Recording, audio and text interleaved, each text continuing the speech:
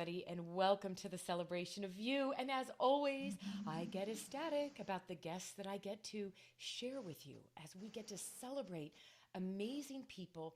And I want to thank all the listeners because this show, again, was a nudge from above a few years ago, and it has continued to touch lives. The stories that you share with me about people who you hear their story and then you even reach out to them or you share that that story made a difference in your life. And that is why this show exists. So thank you to all the listeners. We're in over 160 countries around the world, and I feel honored, privileged, and so blessed to be that person to bring you more hope and inspiration. So today is, oh, I'm so excited. So, everything's serendipitous. And I talk about it like it's an everyday occasion because it is. In my world, every moment of every day can be a miracle if you're willing to see it. And this beautiful woman I'm about to introduce you to, in just the instant of getting on the phone with her, I feel like we are now soul sisters because you're about to experience energy, passion, and somebody that has chosen to create her life to serve others in a really miraculous way. So welcome, Stephanie Dalfonzo. Thank you, my love, for being here. Oh my gosh, I am absolutely thrilled to be here with you, Holly. Oh, just a few minutes with you, and the energy is off the charts. Thank you, thank you, thank you. And thank you for this podcast. What a gift you give out into the world. Oh, thank you, dear. And honestly, and you and I talked a little, this is truly a mission on my heart, right? It's just there are people like yourself and so many others that their stories can change and impact and inspire people's lives. And so, thank you for that. That is why you're on the show. And we have to give a shout out before we dive in, because this is how life works. We have a very dear common friend, Deidre Breckenridge, who was also on my show a couple years ago. And Deidre and I have been connected now for a few years. You and Deidre are connected and friends, and she's the reason that we know each other. Don't you love I it? know. Yes, thank you, Deirdre, because I am absolutely, I love that you said we're soul sisters because I truly feel that already, Holly. Oh, it's going to happen. And I can't wait to get into the good stuff. So I got to brag about you for a minute. So here's the coolest thing. So Stephanie and I'm like, I trust Deidre. So I knew there's something special and really phenomenal about you. Couldn't wait to find out more. And as most of my guests, I don't know the story. I get to learn it as we do this entire interview. One of the things that I love, though, is, and I can't wait to learn more about this, is your passion and your life's purpose that you are now living to its fullest is you are so about helping partner with people and helping people make profound changes in their life to make their life better. And there's something about that, Stephanie, that I just get all gooseyed over. Tell us Thank about you. that. I want to know all It, about that. I'm so honored. I am so honored to be able to do this work because my first career was as a celebrity radio DJ back in the 80s and 90s. I was Stevie Knox. And Wait, I love that name. Hold on. so, Stevie Knox. so let me tell you how that came about. Okay. My maiden name is Knox. So I was driving to do the midnight shift one night, listening to the guy on before me, and he comes out of a Fleetwood Mac song and says, "That's Fleetwood Mac and Stevie Nicks, and Stevie Knox is coming up at midnight." And so there it was. Oh, I'm loving this. Yeah. So, how do you go from being a celebrity radio DJ to being somebody who partners with people to make absolutely profound changes in their lives? It was through adversity. When we landed here in Connecticut 20 years ago, I had been working big time radio. And, the local radio here was I would either work here and get paid minimum wage or go into New York City. But my kids were still young. So I was a stay-at-home mom, and then my husband was told he needed a liver transplant, and he went in and out of liver failure 12 to 15 times before he thankfully had a successful transplant. But in that time, I had young kids. I had a husband who chances were very good he was going to die, and I no longer had a career. So what do you do? Yeah. So I started going to coaching school because this was cutting edge. This was like back in 2001. I could go to get an education on the computer and on the phone. Like, whoa. So I started with coaching, and then I got a call in my heart to explore hypnosis. And the first day I trained with an absolutely brilliant woman. And the first day of that hypnosis training, it was like the heavens open and because wow, you can make such profound change easily and quickly. So hypnosis is a part of what I do, but I've studied, as most of us, once we start learning things, we're like, oh, we find out there's so many other modalities. And so I've trained in all these different modalities because if I say, okay, Holly, I'm a hypnotist, come to me and let me help you with hypnosis. And for some reason, you don't want to be hypnotized and you rub up against that, then I can't help you. Right. But when I can go, oh, all right, and I'm not telling the client, all right, now we're shifting into this. It's just my strong gift of intuition, being able to say, okay, let's go over here. I worked with a 65-year-old physician earlier today who I had worked with his wife a couple of years ago. He has an upcoming medical procedure, and he was freaking out about it. And within a couple of minutes on the phone, he was like so calm. And Deirdre will love it. I bring the calm. That's a huge part of what I do. Yes.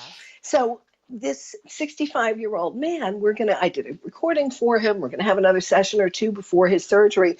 But he now has this whole different outlook on not coming from that place of fear of, the what ifs. But he's coming from that place of, I have the power to be able to bring myself to a calm place. And we all do have that power inside of us. Most of us don't know how to access it. Oh, and I just love as I'm listening to you and I'm thinking about just the diversity of people that you've had the gift of really helping. Like you just mentioned this gentleman, but you've helped people with insomnia, to stop smoking, to lose weight. Can you give us kind of the buffet without sharing their names, but all the different things that you've helped people with? Yeah, if your listeners want to go to sheconquersfear.com, they say a picture speaks 1,000 words. It is absolutely magnificent. This young woman had come to me at the age of 19 with a crippling fear of flying. She was not going with her family on vacation. And if you go to sheconquersfear.com, you'll see the after, and it is mind-blowing. You'll see a picture of her skydiving, jumping out of an airplane. You'll see a picture of her piloting or co-piloting a small airplane. At 19, she was in college. I think she was going to school for business or something. Well, as a result of this, overcoming this crippling fear, again, her word, crippling, overcoming this fear, she now has a business called the 5-Foot Traveler, and she has traveled all around the world and made a business out of this. Unbelievable. And this is a woman that was petrified of flying. Yeah. Seriously. Yeah. Oh, and so goodness. I'm grateful to her that she's like, yeah, go ahead, do this webpage and pictures of me. Like, that is, if you want to open up to possibilities and really see what's possible, you look at this beautiful woman's face and it's like, oh my gosh, if she can do that, what can I do? Yeah. I can't wait. I'm going to go to that, and I hope everybody listening does. So I want to ask you, this is so fascinating because I'm really passionate about the brain, right? I follow a lot of the neuroscientists out there, and there's right now today in our climate, there is more data and science and research backing the element of what you're doing. Right? You go back 10, 20 years ago, that was kind of foo-foo stuff, right? And people were thinking, oh, it's almost in that spiritual religious realm, where now it's about truly the brain and the power of our brain and how we can tap into things and we can heal. And I just love where I'm going to call it the climate and the landscape is now, where people are very open and receptive. And it's bringing, to me, it's honestly, Stephanie, this is bringing the greatest level of spirituality and science together and saying, yes, it works. Yeah. Yeah. And I talk about in my book, Goodbye Anxiety, Hello Freedom. I started over 20 years ago researching ways to overcome anxiety out of necessity, because when I had my last radio job, I was doing the morning show. And I developed insomnia, like crazy insomnia. I went to the doctor, got a prescription. It worked, didn't work. Now what do I do? So over 20 years ago, I started researching to find holistic natural approaches, and there wasn't a lot of research. That was in the very early days Yeah. of the World Wide Web, and we didn't have Google. So I was going to the library and, looking for any kind of information I could find. And now, so for many years, I'm talking about this stuff. And, first of all, I started talking about it as a stay-at-home mom, and people's eyes would just glaze over like, what are you talking about? But now there's actual neuroscience and research Yeah. that I can point to and say, this is not me just making this up. Like, look at this. Dr. Joe Dispenza, I don't know if you know who he is, Holly. He's amazing at the brain research that he's done. And he's got an incredible story himself of actually using his mind to heal his physical body. But Ooh. it's not just woo-woo stuff. And I am not, obviously, with my husband having a life-saving liver transplant, I'm not against Western medicine, but I'm more into the inclusiveness, right? So that this physician, and I was honestly, before I got on with him today, I was a little concerned because I thought, all right, a physician, is he going to be open to this? And to my absolute delight and surprise, he was totally open to it. That's So huge. it's Yeah. not do this, not this. It's, oh, how can we bring both together for the highest and best good? Yeah, and I love that when you can say that a physician who is medically trained, right, to look at everything through the lens that's not typically the spiritual or the other direction, right? The bringing it all together as you articulate. I love that because you talk about a testimonial to saying I'm open and I'm willing and I can see the difference. I love this. So tell me, you actually were sharing with me you helped a couple quit smoking like 8 years ago, right? Yeah, and she came back to me. I had another session with her today, actually. She came back to me because, look, first of all, think about this. 8 years of not smoking, the two of them, they have given themselves the gift of life. They've given their three children the gift of life, of being there for them. And she said, she was skeptical like she was skeptical back then, and she was a little skeptical now because back then I had an actual office that people would come to. But because of technology, I work virtually now, whether it's around the world or around the corner, because you can just get on a screen with me and we can make these profound changes. It doesn't have to be in person. So she was a little skeptical coming back today, like, ooh, how's this going to work online? And we had the most incredible, beautiful session. And Oh, it's so different. The smoking, either you smoke or you don't. The weight has many more layers to it, but at the end of one session, she feels hopeful. She knows she can do this, like reconnecting her to look at what you did 8 years ago. oh, I Like love that's that. Yes, that is yeah. really powerful. Well, it is. And you're actually not only getting her thinking about what's next in the future, one of the things I'm passionate about, especially when I'm speaking to any size group, it doesn't matter, human beings in general, is we don't take the time to acknowledge and celebrate where we've come, Exactly. right? Oh boy. So worried and focused on what's next. Wait a minute. How about pausing and celebrating? Look who you've become since the last 5, 10, or 20 years. Just like you're referencing being, when you were a celebrity DJ and your life and then raising children, right? And you look at who Stephanie has become over this journey. And just like that woman, look at the success she had in the last 8 years. You're like, that's Right. huge. I love that. Right. And as mothers, we praise our kids, we praise our kids, we praise our kids, and we forget to praise ourselves. Yes, my friend. And so Yes, my we do need to friend. celebrate, okay? Even if it's just a small win, the more you can find those small wins and build it up, the more bigger wins you'll have, because that will Absolutely. become your new natural state. It's your fuel. It'll fuel you. Yes. Yes. Oh, Yes. 100%. All right. I have to ask you. So this is the big part of the show that I get so excited about is I love to know. I want you to take us back, my friend, to maybe it was back when you were a little girl, maybe it was, high school, I don't know, early, whatever point in your life. Can you take us back to a pivotal moment for Stephanie that you can look back on and go, wow? I mean, maybe it was a very challenging, adverse situation previous to what you went through with your husband. I always like to go back to our childhood and go, Was there something back then that has been monumental in who you've become today? Yeah, it's so interesting what came up because this is not like a canned response. It's interesting that what just came up because I had a challenging childhood. I really did. It was alcoholic parents. They divorced. My father died by suicide when I was 17. So I had a tough childhood. But the thing that came up was when I was 14 years old, getting clarity. Now, people talk about the law of attraction now, but when I was 14, I didn't know anything about the law of attraction. But I knew that I was going to be a celebrity radio DJ. Yep. And when I was 14 years old, I had that clarity, and I would hitchhike to the train station to go to the train to downtown Philadelphia and hang out at the radio stations. And I went on to make that happen. So, again, I didn't know what I was doing. I was just following that. How did you say it, from above? The nudge from above? The nudge from above. Yes. So I think that experience had set me on a path of expecting those nudges from above and paying attention to them.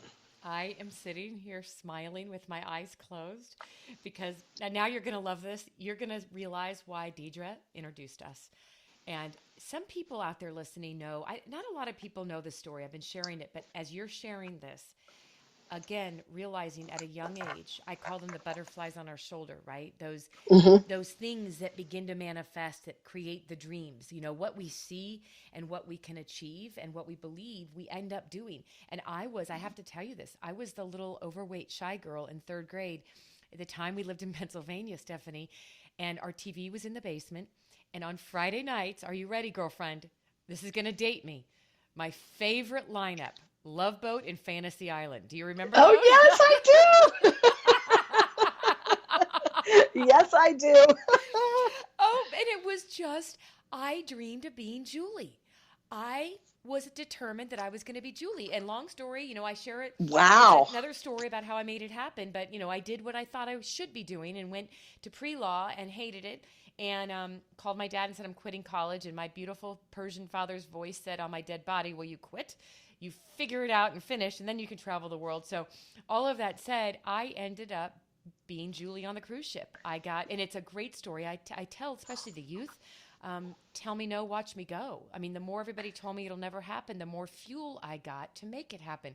And hearing your story at 14, hitchhiking to the train station, my friend, to then go to the DJ station, you just knew. We all know. You have a vision, Just so many of us, and I'm going to say this with love to the world, to everyone listening. With so many of us, the people around us don't mean to crush our dreams. They don't mean to take it away from us. It's just many times people think they're protecting us. Would you not agree, Stephanie? I 100% agree, Holly. And something I've learned over all these years of working with people on these profound changes is that we all experience trauma. Some it's big T, capital T traumas. Some are little t traumas. Those little t traumas can still have incredibly powerful adverse experiences for us as adults. Because it's almost like a little pebble in a shoe. And so when the adults are, get your head out of the clouds, those kind of things, they're not intentionally trying to steal your dreams, but that voice keeps on. And until we can do that healing work, until we can change it to another channel, that's going to hold us back.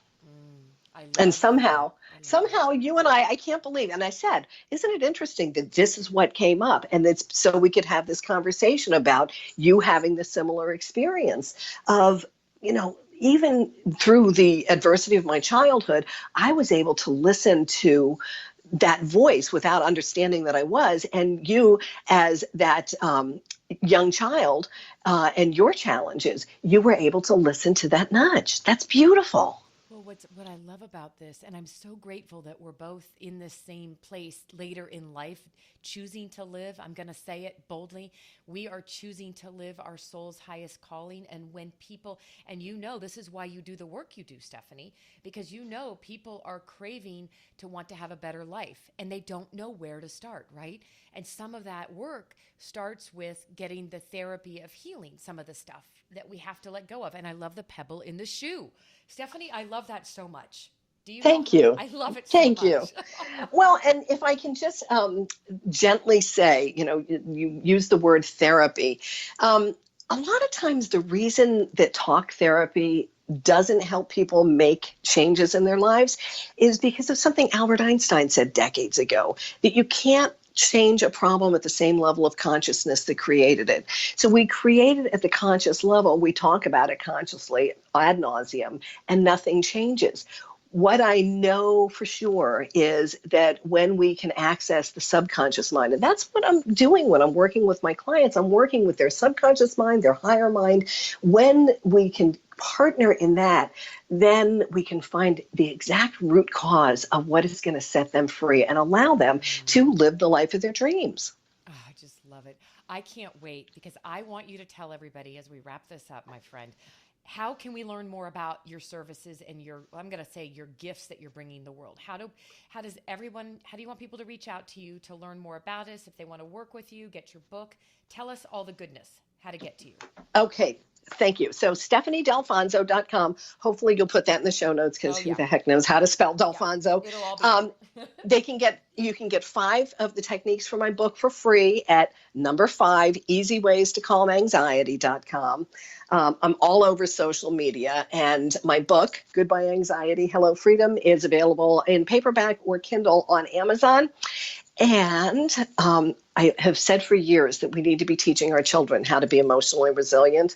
So for every copy of the book that I sell, I donate one to a school or organization that will teach these skills to the kids because they're having crisis levels of stress and anxiety. And this is my way of saying, okay, let's help the kids.